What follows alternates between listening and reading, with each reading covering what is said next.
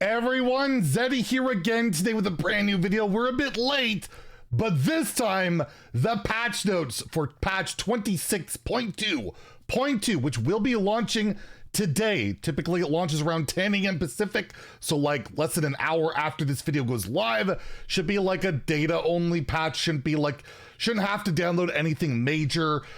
So yeah, that goes live. All the balance changes have been confirmed. We're gonna go over all of them. There's standard changes, one wild change, battlegrounds, and some dual stuff. We'll not go super into detail on the last two, but obviously we'll talk about the standard stuff. And a friendly reminder, we're on the road to 69,420 subs. When we hit that milestone, we're gonna have a big giveaway, so hit that sub button, make me go broke. So let's get into the changes. What did they do? And we'll start off with the dev comment here. Overall, the meta is in a pretty good spot right now. Lots of competitive options for players across almost every class.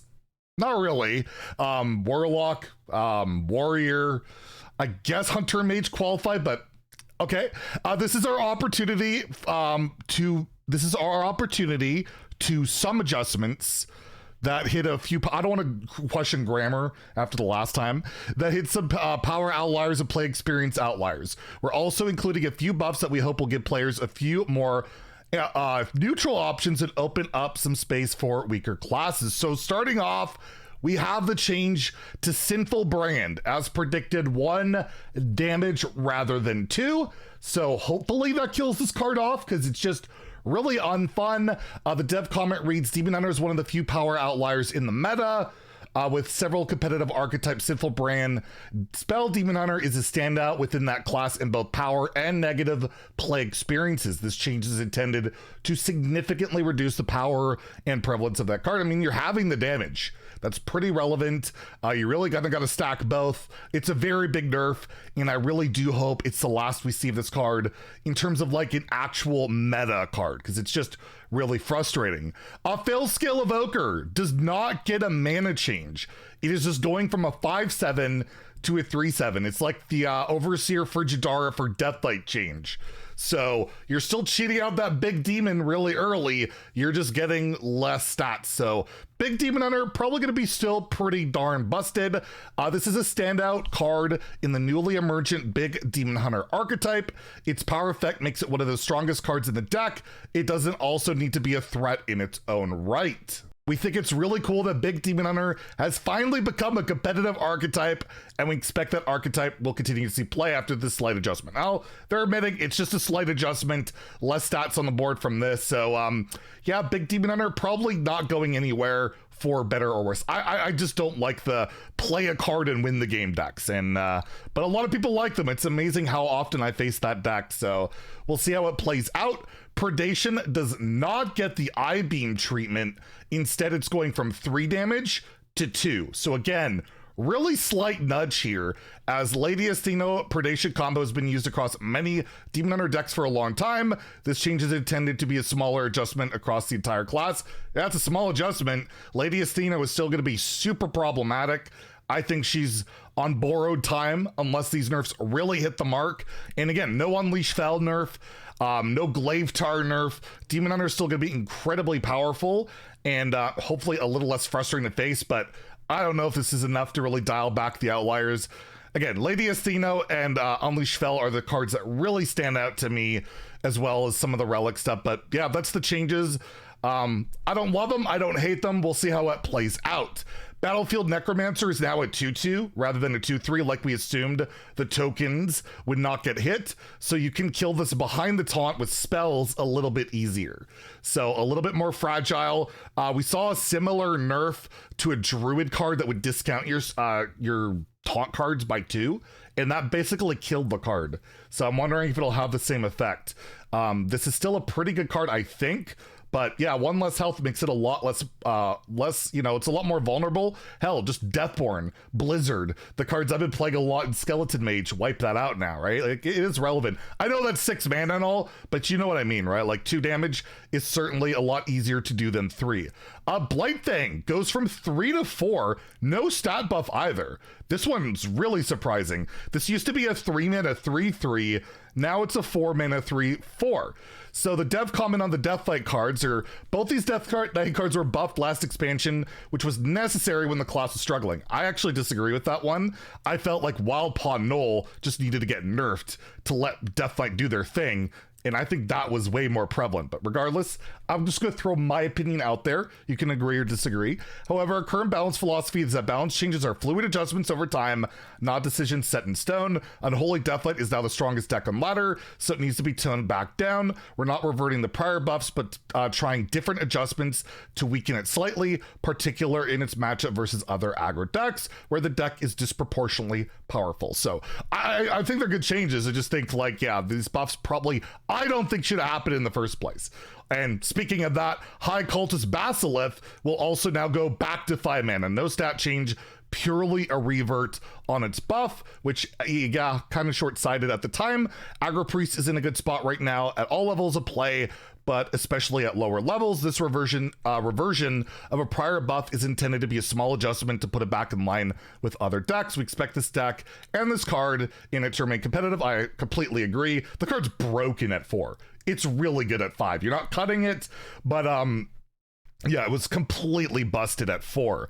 A new Bricon. This is probably the biggest change. It stays 8 mana. It stays a 7/7, but now you only gain 5 armor. So you can't just cheese it out and do a combo. You need to like couple it with like a hero power, armor before time. The card's not dead. It's still going to be a thing. It's still going to crush slower matchups, but you really can't scam the slow matchups quite as hard, right?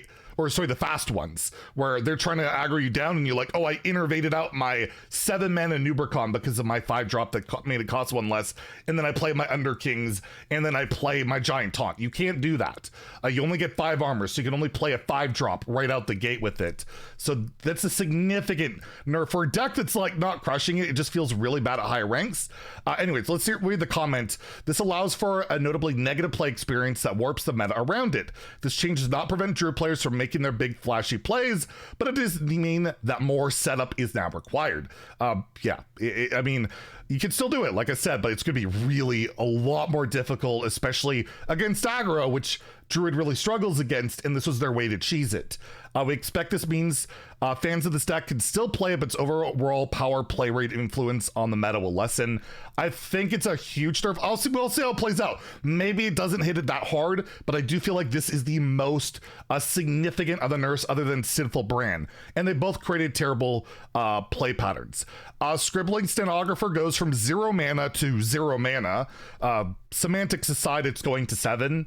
But again, this is a minor adjustment for Miracle Rogue, high level, high play level. Rogue's still broken at high ranks, and Shadow Steps like a big part of it. The concoctions are a big part of it, and Stenographer is nerfing around those problems. So I don't expect any of that to change. And again, all these cards are eligible for dust refunds, including the signature for like a Nubricon. I think the last time it got nerfed, you couldn't disenchant the signatures. If you have it in Nubricon signature, you can disenchant it for like 3,200 dust. Also the buff, Symphony of Sins, 5 mana. 5 freaking mana. That's huge. Like, all the sins are basically worth, they are like balanced around 6, it feels like. So you can get a 5 mana 6/6 reboard taunt, 5 mana mass AoE. That it speeds it up so much that I think Symphony Sins can be a real meta player. I know it's copium. I know it is. Every time a card like this that I want to see play, it's not enough, right? Like the healing's not there. You're probably still gonna die playing Warlock, but this is I think a bigger buff than letting you pick all the options at 6. Rather, you playing them at 5 is way faster. I'm really excited to try the card out. And by the way, we will be streaming ladder later today. I should be on around 3 p.m. Pacific. We'll try out, I've been playing a lot of Skeleton Mage, gonna keep playing that, but I will definitely be trying out 5 mana Symphony of Sins. Huge buff. Like, I think really big, and it could be scary too, right? Like, a lot of people are scared that that card will be good because of the mill option, right? Discarding your opponent's cards. So look out for it. This could be a major player, a very significant buff. The other one to Warrior from the depths goes back to 3, but only discounts by 2 rather than 3. So Warrior has gotten more options, more more power and more play after a recent adjustments. I did make this tweet. They buffed half of the cards for the latest expansion. That just shows you something's off with the playtesting and all of that. But regardless, we're making this adjustment to a proven powerful card that we expect we'll see play again after this change. However, they're hedging by not giving its full old power compared to everything else. So we'll see. Again, this card was pretty toxic at its full power. We'll see what it's like at 3 mana and 2. Chorus Riff is not going to 2 mana. They're just giving you an extra +1/+1 in stats. Like, okay, I guess my stuff is slightly bigger, but the big nerf or big buff for this would have been 2 mana. We recently made a few adjustments to the Rift package. Chorus Rift is the weakest of the Rifts, and all the Rifts need to be good for the package to be good. This is a slight nudge. I still think this card's going to feel really bad. Like, it needed to be 2, and I feel like at 3, it's still going to feel pretty darn rough. Demolition Renovator, the Mark card, Mark got to reveal this card, gets tradable. So it's like a lot of the other tech cards. So maybe you actually want to run this card. Hit the Relic Vault, hit Sinstone Graveyard. There's some locations to hit. Even hitting the Mage one, it's not that bad. So there are some locations out there. Priest runs it. I guess it would have been nice for Deathlight back when they were running it a lot more often, but it's cool to see it. Tradable. I don't have an issue with that. And Rotten Apple Bomb got a huge buff. This was a 4/5 that gave you 4 health. It's now a 4/6 that gives you 6 health. That is a lot of like health to get through, plus healing, plus it's an undead that can be resurrected by Priest and all of that. I think this card's a legitimate player now. That is not a minor buff. It's 1 more health plus 2 extra healing. That's way more than I thought. I didn't think they would buff 2 parts of it, but they did, and that'll be pretty nice probably against those aggro decks. So Rotten Apple Bomb, I expect to see a really significant play increase. It's at, I took a look at the numbers. It's at 0.1% of decks right now. So at least 0.2%, you know, right? So, but no, I'm very surprised by how big that buff was in Pandaren. This was supposed to happen a while ago. I think they forgot, and I tweeted about it like 2 or 3 weeks ago, and they're like, whoops, and it's changed. So they did talk about social, influencer, content creator influence on this patch, so maybe I had a bit of a say on that. I will say, though, I can't go into details, but I will say the content creator influence on this patch, very over exaggerated. I will say 1 card on here was directly suggested. That's it. And a couple of numbers changed slightly based on what people were saying.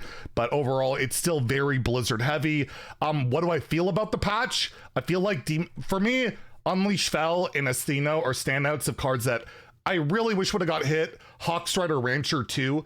I feel like that really should be at 4. And Disco Mall for Paladin. I know it's not a high legend power outlier, but for everybody else, it's a power outlier. And I feel like lower ranked players would have really appreciated that.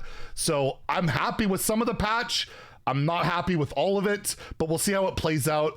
And yeah, there's Battlegrounds updates and Duels updates. If you want to take a look, I will link the patch notes below. There's significant Duels updates. There's like hero power changes. My God, they actually gave Mind Tether mana cost. That's insane. Holy crap, that's bad. I hated that hero power, so I'm okay with that. Dino tracking just discovers a beast. My God, they're just butchering everything. Can we get new content in Duels? 9 mana Infinite Arcane. They nerfed Staking a Claim, which I know a lot of people were complaining about, but they're just killing more stuff, man. You can take a look at it, but like, I don't really play Duels anymore because I feel like they killed everything fun to do, and it looks like that's kind of remaining true. It looks like there are some buffs though, but overall, yeah. Heroic Brawl in a week's time. We'll have a day 1 patch review, how I feel about the impact of everything. Probably tomorrow. Sunday, we'll have deck recommendations. I always wait a couple days to see how things play out, so stay tuned. Lots of stuff to go over. Let me know what you guys think about the changes. And if you enjoyed the video, please like and subscribe. Have a great day and stay salty, my friends.